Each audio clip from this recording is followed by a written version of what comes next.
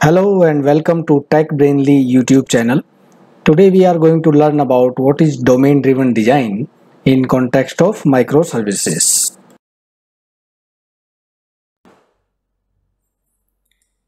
Microservices are granular services that have a specific defined purpose. In other words, it's a specialized service that does a small task but does it robustly and delivers what it is expected to deliver in an efficient and predictable manner. A microservice should have a well-defined interface, including input, output, and the errors produced, etc. Ideally, it should be isolated and decoupled from the rest of the world. Behavior of other services should not change the behavior of this microservice. It should be possible to develop, test, and deploy a microservice independently. Again, the designing such a service that can survive the test of time is not a trivial task. Having some guiding principles and approaches truly come handy when we are venturing into a new way of design and development.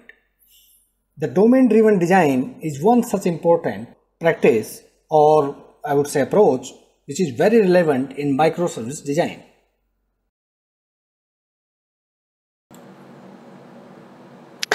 Let us first understand few concepts that will make understanding domain-driven design easier.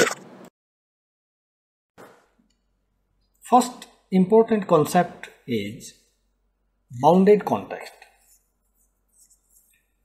Since ages, identifying boundaries has been one of the core tasks in designing a system.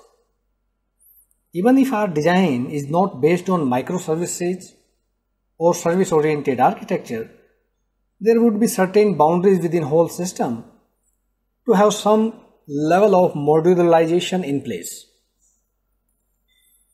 Those boundaries could be at both technical and functional levels. For example, having a layered MVC architecture is a technical boundary for a system. On the other hand, a CRM system or order management system are examples of functional boundaries of a system that most businesses would have as their IT backend. Although these boundaries are quite big in size, they still separate it out from rest of the world or from other systems in their purpose, behavior, runtime environment, and interfaces. So what exactly is bounded context? A bounded context is a conceptual boundary, and within the boundary, each component of the software model has a specific meaning and does specific things. Extending our order management example, we may further identify sub-boundaries in it, like inventory management, billing management, shipping management, etc. These boundaries provide us with the bounded context within the problem space, as these have specific meanings and purpose assigned to them. As you can probably visualize, the different bounded contexts will have different types of objects in them. And by object, I mean both the state and behavior of an object. There can be some common looking objects in different bounded contexts though. For example, a customer object in shipping context might have attributes like customer location or address, whereas the representation of same customer in billing context may have details like credit card information, etc. Also, in most cases, the customer object can be changed independently without forcing the customer object in other contexts to change as well. So there is certain degree of isolation in place. What this means is that bounded contexts are isolated from other bounded contexts. They have a specific domain meaning attached to them. Knowing what bounded context we are talking about help us focus on right part of the business problem. And hence let us use the common and unambiguous language appropriate for that context. And by the way, this common language is called ubiquitous language in domain-driven design terminology. The ubiquitous language is reflected in discussions as well as software model that we produce during the domain-driven design process. So that's the important thing. So it's not just a language that you use while discussing with stakeholders. You use the same language in your other artifacts like your design documents or even your source code that you produce. Let's now see how these concepts fit together and help us using the domain-driven design. As the name suggests, domain-driven design is a concept having domain at the heart of it. All our discussions, specifications as well as code should reflect this in form of ubiquitous language of the domain or bounded context.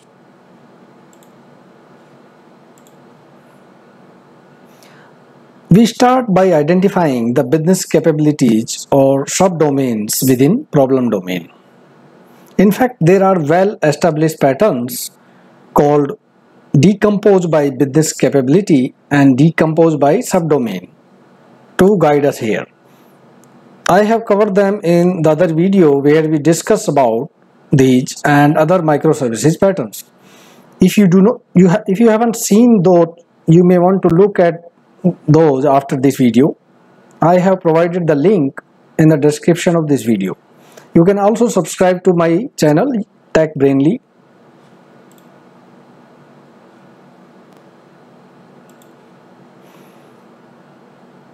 Okay, coming back to our original discussion, in our pursuit to decompose the domain, we would come up with various bounded contexts.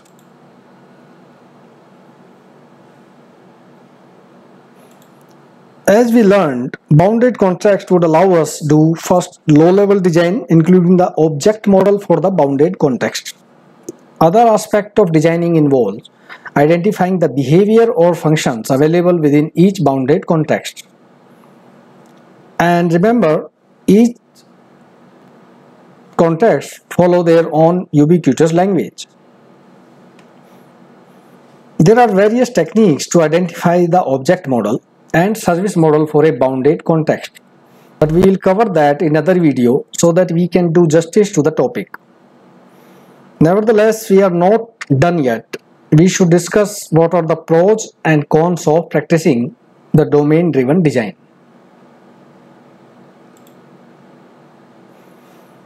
There are several advantages of using domain-driven design. The first one is that it enables greater communication and collaboration between stakeholders. The recommended involvement of business stakeholders provide often missing business perspective to the table. As the Conway's law, which I quote here, states that any organization that designs a system will produce a design whose structure is a copy of the organization's communication structure. The other benefit of domain-driven design is that a design based on bounded context will be far cleaner and easy to maintain and allow us make changes without impacting the model of other bounded context. This reminds me of open-closed design principle, which says that a system should be open for extension but closed for modification. So you must be wondering, if all is so good, what are the disadvantages of domain-driven design? I would not call it a disadvantage, but rather I would call it a challenge in using domain-driven design. As you might probably have noticed, that there is some initial learning curve involved.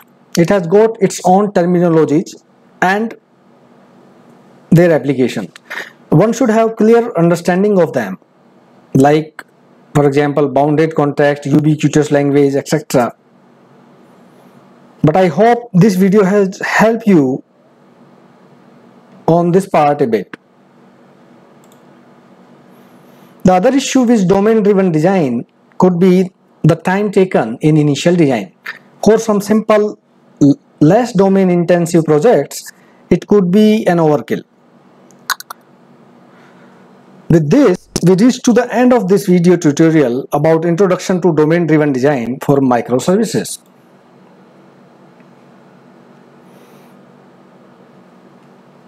As you might have noticed and observed by now, while domain-driven design might have become trending word these days, we have been using this design approach for long.